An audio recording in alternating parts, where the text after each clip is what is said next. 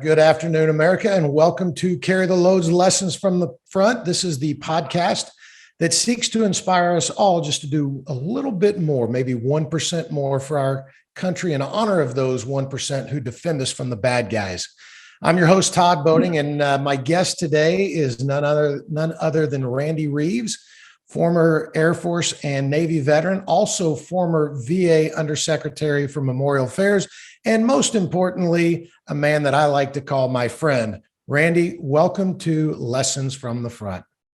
Well, thank you so much for having me. I appreciate you taking time to have me here with you. You know, whenever I think about you and the first time we met and some of the interactions we've had, and I do feel very fortunate to call you a friend because you've always been nothing but very humble. And one of the things that you've talked about, or that I've stolen from you, if you don't mind, or maybe procured. I always tell people, we don't steal. We're Marines. We don't steal. But I did procure from you. You talked about the Jewish, it's an old Jewish saying that we all die two deaths. Yeah, it's something that we brought to and what we talked about at the National Cemetery Administration when I was there is that we all die two deaths. We die the first time when breath leaves us, but we only truly die sometime in the future when no one speaks our name or tells our story. And that's something that when I was at the National Cemetery Administration, and something that they are doing every day now, whether I'm there or not, is to make sure that they are speaking the names and telling the stories of our veterans, because those are our America's heroes, those who have served, those who have given the last full measure. They are talking about them, telling their stories, and making sure that they don't suffer that second death. And that's something that I think is so important for America to remember and to do, is to make sure that we never forget what our men and women in uniform have done for us. And that's why I am always so happy to be associated with and work with Carry the Load, because of your mission of never forgetting. Yeah. And again, when I first heard you say that, I must have given that same talk dozens of times since, because it's so appropriate. I mean, we've got so many individuals who live their full lives in this country, and they don't leave a mark in any way. They don't have any family to pass on memories to. They just kind of exist. And then we've got the opposite end of the spectrum, where we've all seen the stories, we've read the stories, we lived it for the past couple of weeks. These young men and women who, I think one was over the age of 30, who gave everything so that others had the opportunity to be free as they came out of Afghanistan. A lot of them barely into their 20s, and they didn't ever have an opportunity to leave their mark on this earth beyond that. And so what you guys do at the National Cemetery Administration, and what we try to do at Carry the Load is so important. And I would imagine that had to have been one of the most rewarding times in your life. I think it would rival any other, time in my life as one of the most important and rewarding times, mainly because of the people I was able to interact with, and because of the stories that I was able to see.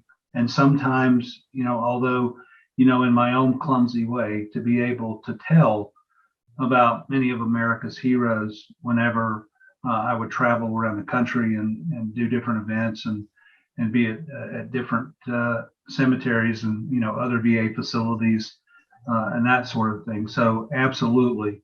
And as for those young men and women who just gave their lives, the Marines, one Navy corpsman, I believe there was actually an Army troop that was killed during the evacuation, from Afghanistan here in the last couple of weeks. Those are American heroes. And it boggles my mind, you think about maybe how old we're getting or something, that those young people went and served and gave for something much greater than themselves. And many of them weren't even born when 9/11 happened. We're about to come to that 20-year anniversary of 9/11, and they weren't even born, but they served in a war, in their own way, and gave the last full measure, to make sure, as you said, to make sure others were safe. I tell you what, there are people sometimes, and have been, during my life, they'll say something to the effect of, we just don't raise them like we used to, or this generation, is not like another generation. I am of the mind, and I know it's true, that every generation in this country is the next greatest generation. And we're seeing the next generation right now serving and taking care of this country. I couldn't agree with you more. And it's, I've kind of heard it said before that, kids are pretty resilient. It's the parents that screw it up. It's the adults that cause the problems. And it reflects on the kids because, these kids now, they're every bit as tough. They're every bit as knowledgeable. They have YouTube. They know what has gone on in Afghanistan and Iraq for the last 20 years. There's no denying it.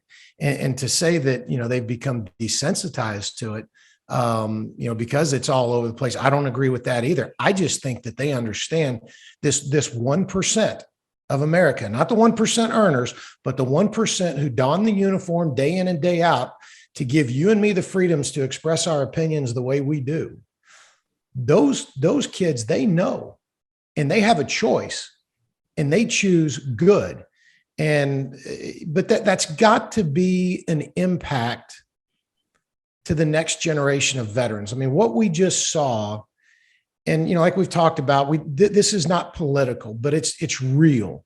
What they dealt with and experienced, and what we all watched on the TV, and what some people are politicizing, it's going to impact the veteran community. It has. I've seen other veterans react to this in ways where I'm like, that's not who you are. It's really gotten personal for people. Well, I think, the word personal, I think is a good word to use, Todd, because people have given a great portion of their lives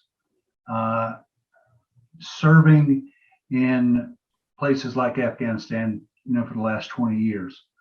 And when you have gone through something like that, and for those who have lost friends there and in Iraq and other places, I think it becomes very, very personal about what that means to each and every one of us.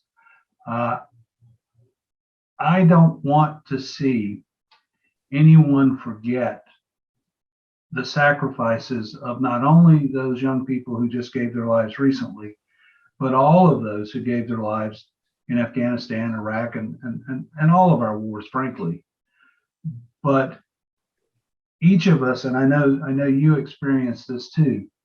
You have friends that were lost there. We all do, and we need to make sure that we, as we were talking about earlier, we continue to tell those stories, and that we don't forget the names of those heroes who continued to do things that actually made things better in Afghanistan.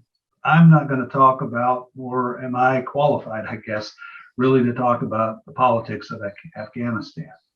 But I am qualified to talk about the fact that our presence there made life better for a lot of people in that country for a very, very long time, for the last 20 years.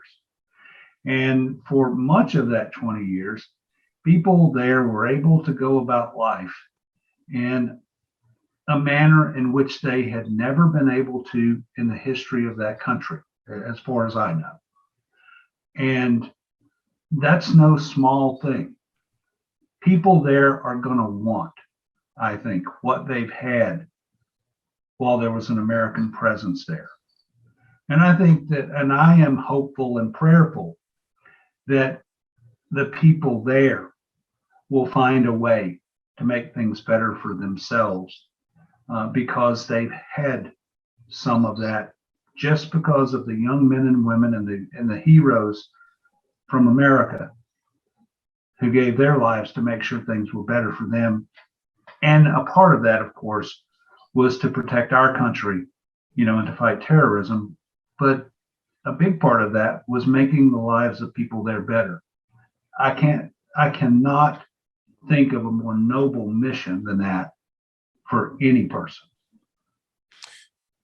Yeah, I don't think we've seen the last of an opposition inside of Afghanistan to the current regime, who I won't even, say their name here.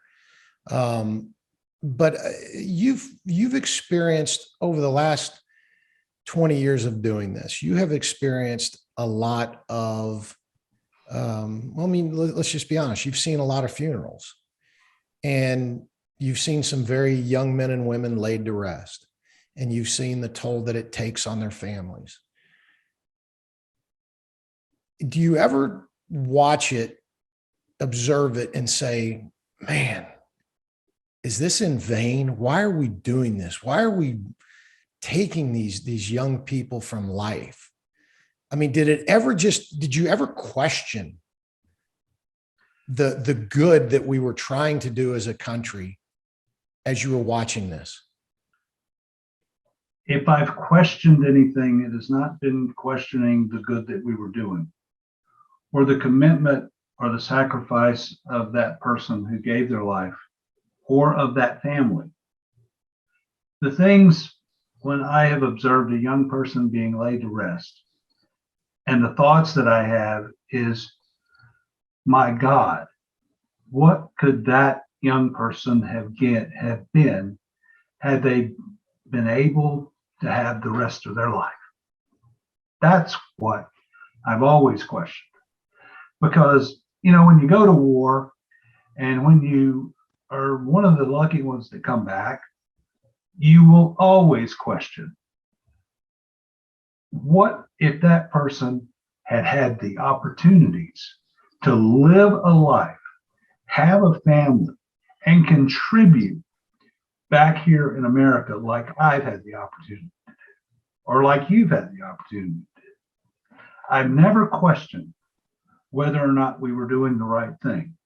And I've never questioned the service and sacrifice of those who gave their lives. I've always questioned, what if they would have been able to live a full life? What could they have done? I've always felt, even though people do great and heroic things during military service, I have seen so many people in so many walks of life who have contributed so much and so much more after they left military service than they did even when they were in the service, and even when they did those great things that many of them did, because of the foundation that military service built and provided for them to go on and to contribute to their community, their state, our country. That's what I've always questioned. What could they have done? That's a phenomenal answer, that I was not expecting. Because it really is easy to say, yeah, it makes you question the validity of the mission. It makes you question. I mean, we saw a Marine Corps officer very recently, go viral, doing that very thing. And I wish it was an interesting. Do you know what I'm talking about? It was unfortunate, at first you watch it and you go, gosh, I understand where he's coming from. And then you're like, man, good initiative, bad judgment, or, there's just all these things that flood through you. And so I think your answer was much better than what anybody else could have given, because you've seen all sides of it. And so talk to me for a minute about the National Cemetery Administration's mission and the purpose of the National Cemetery Administration as part of the VA and the Department of Memorial Affairs. How do you go about making sure families feel as positive about their laying their loved one to rest as they possibly can? What I want to do first is I want to mention that, it was my great honor to serve as the Undersecretary for Memorial Affairs. And, I'm so happy to be able to sit on the sidelines now and watch, a wonderful leader in the present Undersecretary, who has been there since June, Matt Quinn, Who I General will Matt see Quinn. on Friday morning. What wonderful. Well, I can tell you what, a true leader, a great American. If you haven't met him before, you will enjoy meeting Matt. I had the opportunity to talk to him before he was actually going to his hearings, to give him some advice on hearings and the things to look for and that sort of thing. And he's doing a wonderful job leading the National Cemetery Administration now, and carrying on what is a legacy that has been built over many, many decades in the National Cemetery Administration. And the main mission of the National Cemetery Administration is to provide a dignified burial option for our veterans and their families. That is the basic, mission. However, the National Cemetery Administration and all of its folks are aware that they only have one opportunity to get it right. You only get one chance when you're interacting with a family who is going through absolutely the worst time in their life. And every person and the culture in NCA, it encompasses that feeling and that commitment to getting it right the first time, because you only get that one chance. When I have interacted with families, and when I have had the opportunity and honor to participate in services to honor their loved ones, family members, mothers, fathers, children, aunts, uncles, they only ask one thing of me when they would ask for something. And that one thing is, don't let them forget. And to them, they're talking about is America. And the way that the National Cemetery Administration consoles and takes care of those families is they do everything they possibly can to put things in place and to assure those families that their loved one is not going to be forgotten. That whole mission and that whole thought is why we ended up with the whole idea of no veteran ever dies, meaning, dying the two deaths. That's how the National Cemetery Administration takes care of in the biggest way and comforts families when they're going through that worst time of their life, is to do everything possible to make sure they know. And it's the follow-up when the families come back and when they're being interacted with throughout the whole process, so that they know that their loved one's not going to be forgotten there. That's what they do. It's easy. I think I shouldn't say easy. It's probably human nature to get to a point where you can become hardened to, to this, burying an individual. Is there any particular story though, inside of any particular burial that really stood out to you above another because of the family's reaction or because of just the emotion that it invoked in you? Was there any scenario like that just got you more than normal? I've had a lot of different instances where I've been in a cemetery or been at or near a service where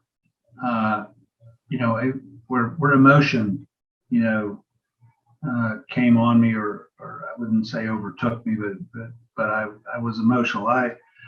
That's one of the things that doing the job that I did, I think, and I think it's a positive that did for me, is that it made me realize that it was okay to feel things. It was okay to have emotion.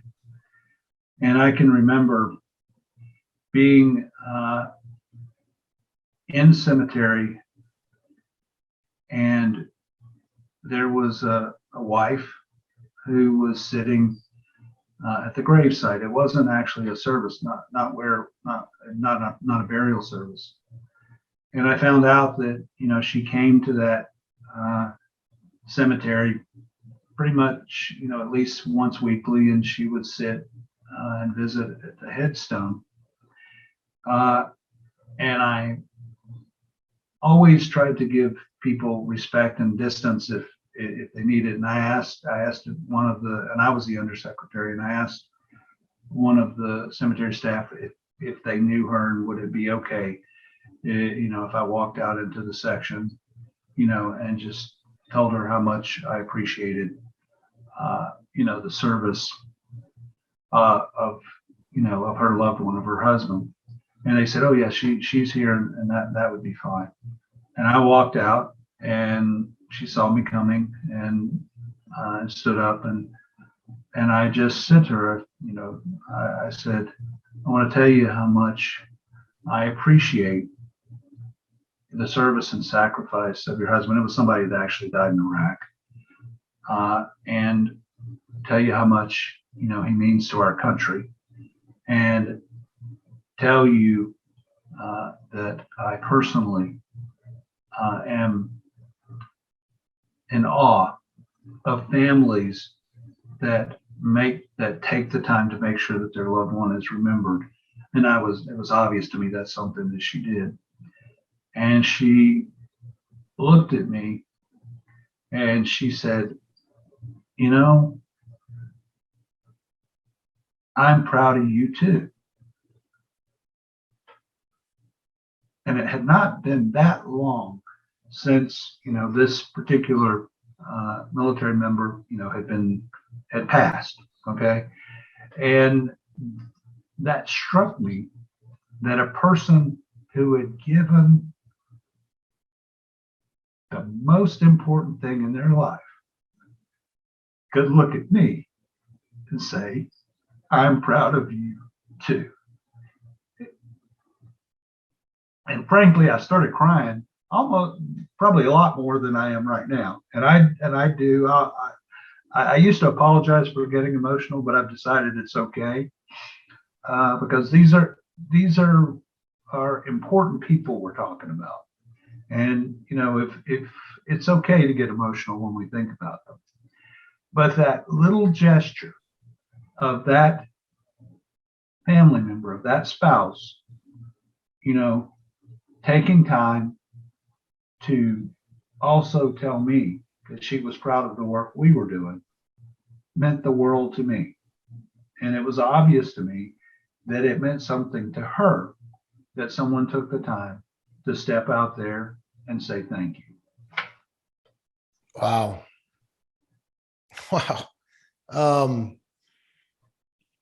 I mean, that kind of humility that she showed is really the kind of humility that we talk about, and it's what makes the world a better place. It's what makes us all better. And yet here she is, she gives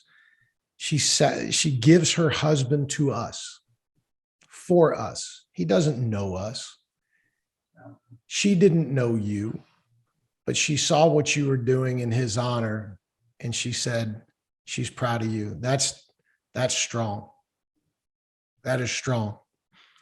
So speaking of humility, because again, that is one of the words that I always apply to you when I've referenced you, because you had to be humble in that position. They couldn't put some narcissistic individual in charge of the livelihood of those who are left behind. Where did you get that humility? I mean, was it something that you just always had, or did you, was there something that happened to you while serving in the military that made you realize, hey, it ain't about me? Um, Actually, Todd, I've never realized that I was very humble, but thank you for saying that. You are. Um, the the truth of the matter is that I realized a fairly long time ago that I am completely imperfect. I make a lot of mistakes and always have, uh, but it makes me feel better about all that and all those mistakes that I have made and make when I am able to do something to serve someone else. Um, an important lesson I learned, and I learned this in the military, because when I went in the military, I was a bright-eyed kid who thought he knew everything, as a young enlisted guy. But I did learn over the years that you are not defined by your worst day, and your failures are not who you are. But those failures and those bad days actually are the things that end up setting the stage for what can be some of your greatest successes. Now, that may not sound like an answer about humility, but I think it is, because every time you're at a high, you have to always remember the lows that were able to get you there. And if I encounter a person, like that lady who was at the gravesite, or anywhere else who is at a low point in their life and I can help them, I believe that is what allows me to be grounded, because of what I see in all of the other people around me. Because you're never down all the time, and you're never up all the time. And each and every human being goes through life experiencing exactly the same things, maybe not in exactly the same way. Maybe you were a Marine, I was a sailor, maybe someone else was a businessman or whatever, but we all get knocked down.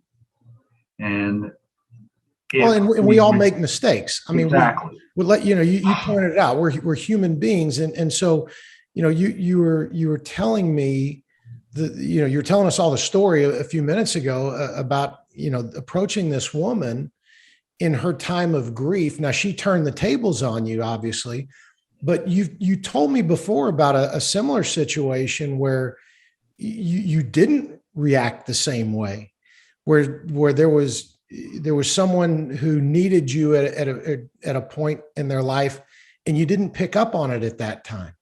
Am I getting that right? Yeah, you are, and that one is always one that's very difficult for me to talk about, but it's one that I have become more able to talk about, and something that I have carried for many years and will carry with me for the rest of my life. In my first command, young 04 command, I had a command chief. His name was Rick Tate, and he was primarily the person who was responsible for my success in command. Anybody that doesn't think they're senior enlisted, are the people that carry them on their shoulders. When you're in a leadership position, then they need to rethink that. But Rick and I had left that command where we were at, and we were both in ships. I was XO of a cruiser, and he had gone to serve in a frigate, and I was in my ship in the yards, having in dry dock, having work done. And he came down the pier and came to see me. And as all XOs are, as the second in command, I was pretty busy and I didn't have time to see him that day, but he was getting close to retirement. Or at least I thought I didn't have time to see him, and I should have made time no matter what. But I didn't see him after that, and he retired not that long after that, with 26 years in the Navy. And then I found out not long after that that he had committed suicide. That he had, because he was retiring and his career in the Navy was over, he thought his life was over, and he ended up committing suicide. And the only thing I could ever think after that is, well, what if he had needed me at that time, and I could have done or said something or helped him in some way that would have made a difference. And what if he were still here? What if he would have been able to enjoy that retirement that was coming instead of thinking that that was the end? And because of that, I try my best to spend time with people when they ask for my time, because you never know what small, thing or gesture that you do for, with or for a person may make a real difference, in their life. One of the things that I really look back on, and that made me look back on a whole lot of things, even when I was the Undersecretary for Memorial Affairs, I would meet people, across the country, or I would meet family members who had lost someone or whatever. And I can remember being at events, and I would see pictures of young service members who had been killed in action or died, during, Afghanistan, Iraq, or whatever. And I'm really good at remembering faces. I hardly ever forget a face, but I'm terrible with names. And I can remember a couple of instances where, I met family members, one mother in particular, her son's picture was there, and I said, and she was standing within earshot, and I said, I didn't know that who he was, but I remember him coming to my headquarters, and I remember, I remember him, and, I thought, I really wish I would have actually interacted with him, because I didn't know at the time, I didn't know who he was. He was, a guy coming through my headquarters. And that mother heard me and she said, "Oh, well, you knew him." And I said, "Well, ma'am, I met him. And I remember from seeing his picture, and I remember that he was a very pleasant young man." And that's all I could say. But you know what? That small interaction and remembering that I had seen that face meant the world to that mother. Imagine how much it would have meant to that mother if I would have taken a little bit of time. So thinking back about Chief Tate and that time makes me remember every time I didn't take a few minutes. So I try to take a few minutes when I interact with people. I didn't realize until just now, we've had a couple of stories similar to this. And, here we are, a group of people who serve others, but yet we hold ourselves accountable in a way that others don't, about being there for other people. We had a story, Nate Cavender, Air Force pilot, and I would encourage people to go look for that episode. Same thing. His biggest regret is that he didn't ask a young soldier who was escorting a casket home, "What is your friend's name?" to personalize it. And so it's an interesting approach that you're talking about, Randy, and thank you very much for sharing it. I can see that it still is very emotional for you. Mhm. But that's, I think, again, that's just a testament to who you are. So thank you for that. Well, and I appreciate that. And I've learned with veterans and active duty uh, what the two most important questions are over this time. If I meet a veteran, and it doesn't matter where I meet them, I always try to ask them where they served. And as you know, that evokes the stories and the conversation, and the person more times than not will tell you, and they'll tell you about themselves. And if you meet an active duty person, you always ask them where they're from, and they'll tell you. And they'll tell you where they went to high school, and they'll tell you where they played football or whatever they did. But you got to take time to just ask a little question. Where are you Because from? because people, they remember how you make them feel. Exactly. Exactly. And so, to that degree, you're from Mississippi, if I'm not mistaken, Yes. and you joined the Air Force before you went into the Navy. Now, did the Navy draw you from the Air Force, or did the Air Force push you to the Navy? Be careful how you answer this question, sir. You're on the air. Well, I am proud to have served in the Air Force and also in the Navy. And I actually ended up going in the Air Force pretty much right out of high school. But, I told you that, your failures are sometimes the things that set up your greatest successes. I was a fairly talented athlete, but I didn't do anything at all to develop, the skills that I had. And I could have done well in school, and I did okay in school, but I did what I needed to do to get by. So I wasn't ready to go to college, and I didn't have any scholarships waiting for me. So frankly, going in the military was the choice that I had, because I didn't have money for college. But the Air Force allowed me to go to college during the time that I was in the Air Force. And then the Navy offered me a commission, after I'd gone to college, and I was able to go to sea, and it was really somewhat inviting to me, or I felt that would be a great path for me, because it was a path to command. And that's basically how I ended up. Actually, I originally went in the Air Force with dreams of, being a pilot and learning to fly. And I ended up learning to fly. It just wasn't in the Air Force.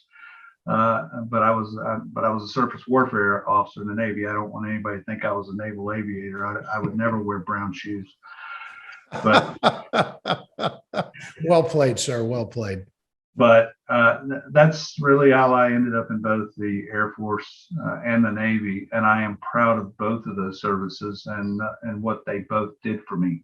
If it hadn't been for the Air Force, I would have never gotten an education, and if it had not been for the Navy, I would not have had the opportunity that I had to serve in the places that I served, and actually see all the places that I've seen around the world. So I have no regrets in that regard. So in all, let's see, you came in out of high school at the age of 18. How many years in total service did you give our great nation, to include your time in the government? Let's see. Well, 40 years. 40 years. Yeah, 27 years on active duty. Then I served in the state government in Mississippi. I was the executive director of the State Veterans Affairs Board. I was director of Veterans Affairs for Mississippi, and then served as the undersecretary for Memorial Affairs. So when I left this past January from my position as the undersecretary, I had a little over 40 years of total government service. Well, 40 years is just way more than the average American. And I know that service is in your blood. So I'm sure you're taking a little time off. At least I hope you are. Like we talked about, I know you just went through some personal surgeries and health, but like I said earlier, you look great. And I know that you're not just going to sit on the sidelines. So what are you going to be doing? How are you going to continue to serve this great nation? Because I know you'll probably continue to do that. I will. I'm actually doing some advisory work even now. Mostly people calling me, not me calling a lot of people, right now. But soon, when I get back to to 100% and going at full speed, you will find me somewhere serving veterans again, probably in the next few months. In a little more. Maybe not full time, but more of a full time capacity. But I'm serving on a couple of advisory boards and that kind of stuff. But it's all veteran focused. That's who I am. That's what my life is about. So if I can serve those who have served and their families, I will forever be happy. Well, you know that at Carry the Load, our call to action is in our tagline, which is "Who are you carrying?" And I love the call to action because it's way more than a statement; it's a question, which drives the thinking cap more than anything. So, Randy Reeves, who are you carrying? I am today carrying the families of our fallen. I forever will carry Rick Tate, and I will forever carry Robert Heath, who was my command chief. We lost him. He was 36 years old. And I will forever carry my good friend Melvin Rogers, who was who left this earth a little too soon. He was a retired Marine Lieutenant Colonel who, because of his wounds from Vietnam, took his own life. But I will carry those who have given what is most important to them, and that's our families at every turn whenever I can. Well, my friend Randy Reeves, always a pleasure to speak with you. Even more of a pleasure to see you. You look great. I'm glad to hear you're doing great, and I look forward to our next time. Thank you so much, Todd, and thank you for the great work that you and Carry the Load continue to do for our veterans, for those who have given their all, and most of all, for their families that have been left behind. It's our responsibility. Thanks, Randy.